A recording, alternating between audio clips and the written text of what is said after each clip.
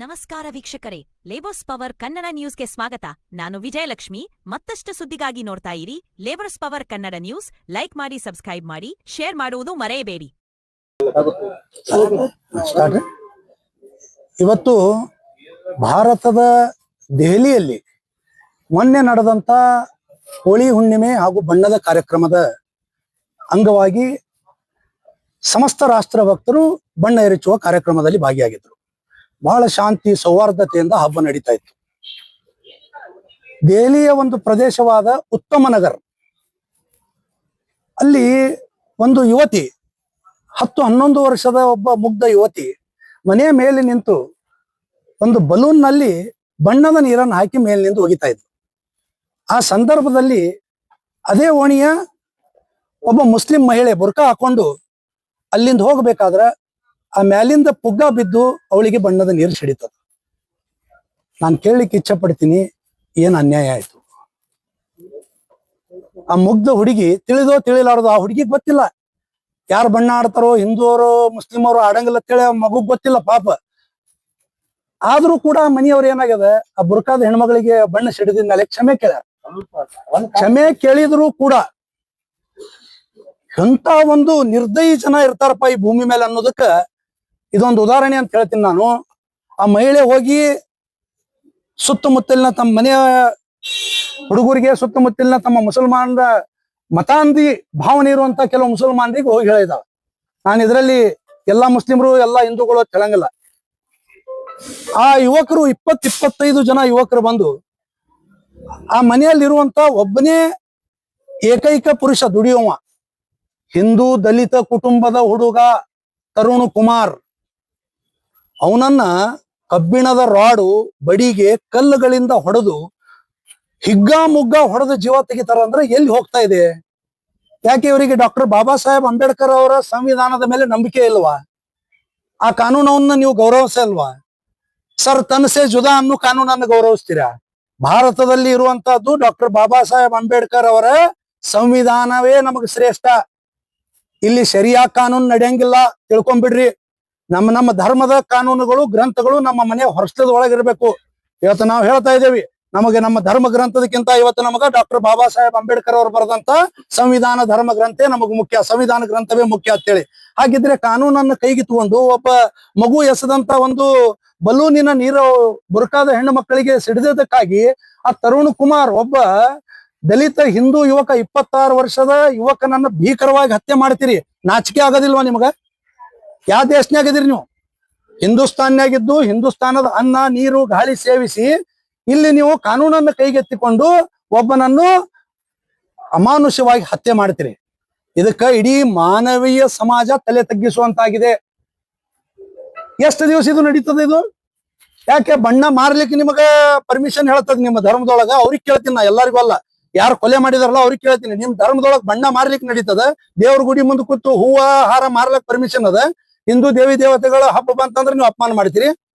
ಹಂಗಿದ್ರೆ ನಾನು ಕೇಳ್ತೀನಪ್ಪ, ದಿನಾನು 5 ಸಲನು ಇವತ್ತು ಮೈಕ್ನ್ಯಾಗ ಇವತ್ತು ಮಸೀದಿ ಒಳಗನ ಇದು ಹಚ್ತಾರೆ.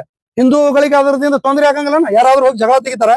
ಯಾವ್ದಾದ್ರು ಒಂದು ಈದ್ ಮಿಲಾದ್ ಮೆರವಣಿಗೆ ಮೇಲೆ ಯಾರಾದ್ರೂ ಕಲ್ಲು ಒಗಿತಾರ? ಯಾಕಿದು ಇವತ್ತು ಭಾರತನಾಗ ನಡೀಲಿಕತ್ತದ? ಇಂಥ ಮನಸ್ಥಿತಿ ಯಾಕೆ ಇವತ್ತು ಬರ್ಲಿಕತ್ತದ ಕೆಲವು ಮತಾಂಧರಿಗೆ ಅನ್ನೋದು ಯಕ್ಷ ಪ್ರಶ್ನೆ ಆಗಿದೆ. ನಾನ್ ಹೇಳ್ತೀನಿ, ಇವ್ರನ್ನ ಕೇವಲ ಅರೆಸ್ಟ್ ಮಾಡಿದ್ರೆ ಸಾಲದು. ಏನು ಹೇಳ್ತಾ ಇದಾರೆ, 4 ಮಂದಿನ ಅರೆಸ್ಟ್ ಮಾಡೀವಿ, 8 ಮಂದಿನ ಅರೆಸ್ಟ್ ಮಾಡೀವಿ ಅಂತೇಳಿ. ನಾನು ಸಮಸ್ತ ರಾಷ್ಟ್ರ ಭಕ್ತ ಹಿಂದೂಗಳ ಪರವಾಗಿ ಆಗ್ರಹ ಮಾಡ್ತೀನಿ. ಮಾನ್ಯ ಪ್ರಧಾನಮಂತ್ರಿಗಳಿಗೆ, ಕೇಂದ್ರ ಗೃಹ ಸಚಿವರಿಗೆ, ದೆಹಲಿಯ ಮುಖ್ಯಮಂತ್ರಿಯವರಿಗೆ ಆಗ್ರಹ ಮಾಡ್ತೀನಿ, ಇವ್ರನ್ನ ಎನ್ಕೌಂಟರ್ ಮಾಡುವಂತ ಕಾನೂನನ್ನ ನೀವು ತೊಂಬರ್ರಿ. ಯಾವ ರೀತಿ ಉತ್ತರ ಪ್ರದೇಶದಲ್ಲಿ ಯಾರಿವತ್ತು ಕಾನೂನನ್ನು ಕೈಗೆತ್ತಿಕೊಂಡು ಮುಗ್ಧ ಜನರನ್ನ ಕೊಲೆ ಮಾಡ್ತಾ ಇದಾರಲ್ಲ, ಅವ್ರನ್ನ ಎನ್ಕೌಂಟರ್ ಒಂದೇ ಹಾದಿ ಆಗಬೇಕು. ಕೆಲವು ಕಾನೂನು ತಿದ್ದುಪಡಿಗಳ ಅವಶ್ಯಕತೆ ಇದೆ.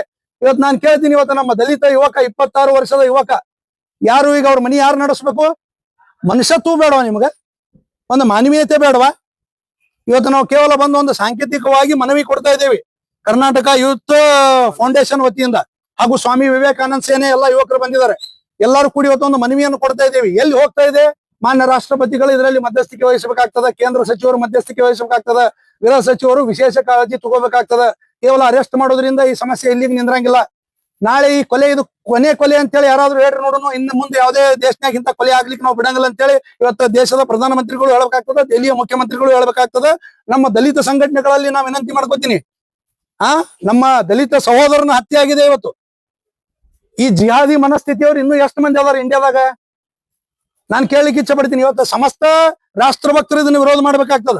ಕೈಯಾಗ ಕಾನೂನು ತಗೊಂಡು ಐರನ್ ರಾಡ್ ತಗೊಂಡು ಅವನ್ನ 108 ಭಾಗಗಳಲ್ಲಿ ಹೊಡೆದು ಇವತ್ತು ಸಾಯಿಸ್ತಾರಂದ್ರೆ ಯಾಕೆ ಕಾನೂನು ಇಲ್ವಾ ಭಾರತದಲ್ಲಿ? ನಾಚಿಕೆ ಆಗಲ್ವಾ? ಇಂತ ಹೇಳಿ ಕೆಲಸ ಬಿಡ್ರಿ. ಒಬ್ಬ ಮನುಷ್ಯಾಗ 20-25 ಜನ ಕೂಡಿ ಹೊಡಿತೀರಿ. ಅವ್ನ್ ಜೋಡಿ ಇದ್ದಂತ ಸನ್ನಿಯನ್ನು ಹುಡುಗಕ್ಕೆ ಸಿಕ್ಕಾಪಟ್ಟಿ ಗಾಯ ಆಗ್ಯದ. ನಾಚಿಕೆ ಆಗಂಗಿಲ್ಲ. ಇದೇನ ನಿಮ್ ಪೌರುಷ್ಟನ ತಿಳ್ಕೊಂಡ್ರಿ ನಮ್ಮ ಮತ ಅಂದ್ರು? ಕೇಳ್ತೀನಿ ನಾನು. ಬರ್ರಿ ಓ ಮಕ್ಳೇ, ಎದ್ರ ಬದ್ರ ಬರ್ರಿ, ಒಬ್ಬೊಬ್ರೇ ಬರ್ರಿ. ಒಬ್ಬನಿಗೆ 25 ಮಂದಿ ಹೊಡಿತೀರಿ, ನಾಚಿಕ್ ಬರಂಗಲ್ಲ. ಹೊಟ್ಟಿಗೆ ಅನ್ನನೇ ತಿಂತೀರ ಅಂತ ನಾ ತಿಳ್ಕೊಂಡಿನಿ. ನೀವು ಅನ್ನ ತಿಂತಿದ್ರಪ್ಪ ಅಂದ್ರೆ ಇಂಥ ಕೆಲಸ ಮಾಡ್ತಿದ್ದಿಲ್ಲ. ಅನ್ನ ಬಿಟ್ಟು ಬೇರೆ ತಿಂತೀರಿ ಅಂತ ಇಂಥ ಕೆಲಸ ಮಾಡ್ತೀರಿ. ಅದಕ್ಕೆ ಇದೊಂದು ಬಹಳ ಉಗ್ರವಾಗಿ ನಾವು ಖಂಡಿಸ್ತೀವಿ. ಇವರನ್ನ ತಕ್ಷಣ ಕಠಿಣ ಶಿಕ್ಷೆಗೆ ಒಳಪಡಿಸ್ಬೇಕಂತೇಳಿ ನಾನು ಸ್ವಾಮಿ ವಿವೇಕಾನಂದ ಸೇನೆ, ವಿಜಯಪುರ ಜನತೆ, ಕರ್ನಾಟಕ ಯೂತ್ ಫೌಂಡೇಶನ್ ಹಾಗೂ ಎಲ್ಲ ಹಿಂದೂಪರ ಸಂಘಟನೆಗಳಿಂದ ನಾನು ಮಾನ್ಯ ಜಿಲ್ಲಾಧಿಕಾರಿಗಳಿಗೆ ಇವತ್ತು ಮನವಿ ಮುಖಾಂತರ ಆಗ್ರಹ ಮಾಡ್ಲಿಕ್ಕೆ ನಾವು ಇಲ್ಲಿ ಬಂದಿದ್ದೇವೆ. ಕೇಂದ್ರ ಸರ್ಕಾರ ಯಾಕೆ ತಲೆ ವಹಿಸ್ತಾ ಇಲ್ಲ? ಯಾಕೆ ಬಹಳಷ್ಟು ಹಿಂದೂಗಳ ಮೇಲೆ ಈ ತರ ಆಗ್ತಿದೆ? ನರೇಂದ್ರ ಮೋದಿ ಅಂತಾರಲ್ಲ, ಯಾಕೆ ನರೇಂದ್ರ ಮೋದಿ ಅವ್ರು ಕೇಳ್ಬೋದಾಗಿತ್ತಲ್ಲ? ನಾನ್ ಹೇಳ್ತೀನಿ, ಇವತ್ತು ಕೇವಲ ಸರ್ಕಾರಗಳು ಮಾತ್ರ ಇದರಲ್ಲಿ ಪಾತ್ರ ವಹಿಸಿದ್ರೆ ಸಾಲದು, ಜನಾನು ಜಾಗೃತ ಆಗ್ಬೇಕಾಗ್ತದ. ಇವತ್ತು ನಾ ಸಮಸ್ತ ರಾಷ್ಟ್ರಭಕ್ತ ಹಾಗೂ ರಾಷ್ಟ್ರಭಕ್ತರಿಗೆ ಹಿಂದೂ ಸಮಾಜಕ್ಕೆ ಒಂದು ಕರೆಯನ್ನು ಕೊಡ್ತೀನಿ ತಮ್ಮ ಮಾಧ್ಯಮದ ಮುಖಾಂತರ. ಕೇಂದ್ರ ಸರ್ಕಾರ ಜೋಡಿ, ರಾಜ್ಯ ಸರ್ಕಾರಗಳ ಜೋಡಿ, ಪೊಲೀಸ್ ಇಲಾಖೆ ಜೋಡಿ ನಾವು ಕೈ ಜೋಡಿಸ್ಬೇಕಾಗ್ತದ. ಕೈ ಜೋಡಿಸೋದಂದ್ರ ಅರ್ಥ ಏನು?